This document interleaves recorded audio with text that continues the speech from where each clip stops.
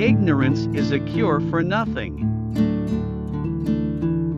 One ever feels his two-ness, an American, a Negro, two souls, two thoughts, two unreconciled strivings, two warring ideals in one dark body, whose strength alone keeps it from being torn asunder.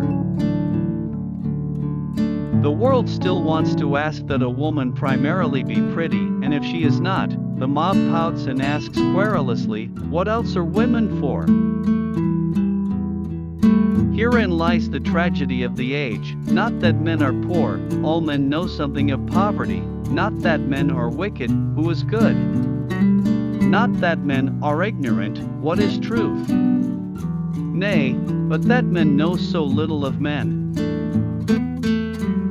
The history of the American Negro is the history of this strife, this longing to attain self-conscious manhood, to merge his double self into a better and truer self. In this merging he wishes neither of the older selves to be lost. He simply wishes to make it possible for a man to be both a Negro and an American. The theology of the average colored church is basing itself far too much upon hell and damnation, upon an attempt to scare people into being decent and threatening them with the terrors of death and punishment. We are still trained to believe a good deal that is simply childish in theology. The outward and visible punishment of every wrong deed that men do, the repeated declaration that anything can be gotten by anyone at any time by prayer. How shall integrity face oppression? What shall honesty do in the face of deception, decency in the face of insult, self-defense before blows? How shall desert and accomplishment meet despising, detraction, and lies? What shall virtue do to meet brute force? There are so many answers and so contradictory, and such differences for those on the one hand who meet questions similar to this once a year or once a decade, and those who face them hourly and daily. Now is the accepted time, not tomorrow, not some more convenient season. It is today that our best work can be done and not some future day or future year. It is today that we fit ourselves for the greater usefulness of tomorrow. Today is the seed time, now are the hours of work, and tomorrow comes the harvest and the playtime. Perhaps the most extraordinary characteristic of current America is the attempt to reduce life to buying and selling. Life is not love unless love is sex and bought and sold. Life is not knowledge save knowledge of technique, of science for destruction. Life is not beauty except beauty for sale. Life is not art unless its price is high and it is sold for profit. All life is production for profit, and for what is profit but for buying and selling again?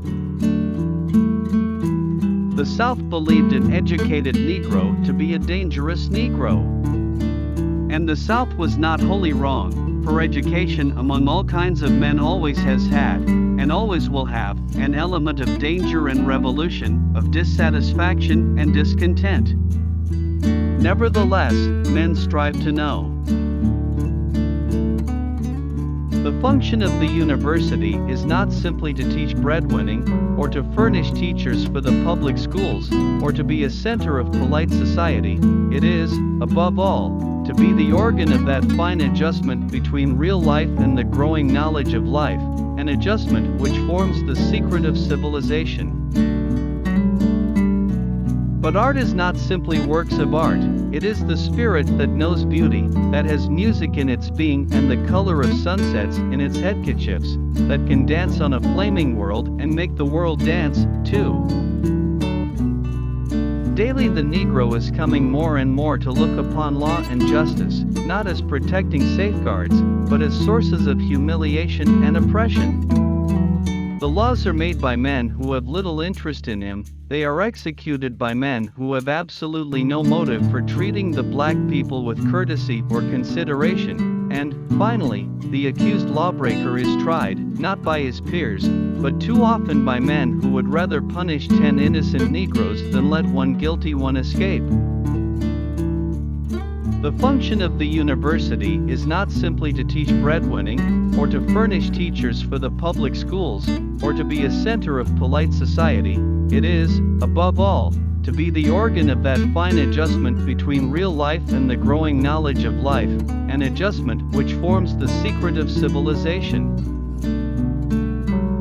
I sit with Shakespeare and he winces not. Across the color line I move arm in arm with Balzac and Dumas, where smiling men and welcoming women glide in gilded halls. From out the caves of the evening that swing between the strongland earth and the tracery of the stars, I summon Aristotle and Aurelius, and they come all graciously with no scorn nor condescension. So, wed with truth, I dwell above the veil. And yet not a dream, but a mighty reality, a glimpse of the higher life, the broader possibilities of humanity, which is granted to the man who, amid the rush and roar of living, pauses for short years to learn what living means. W.E.B. Du Bois.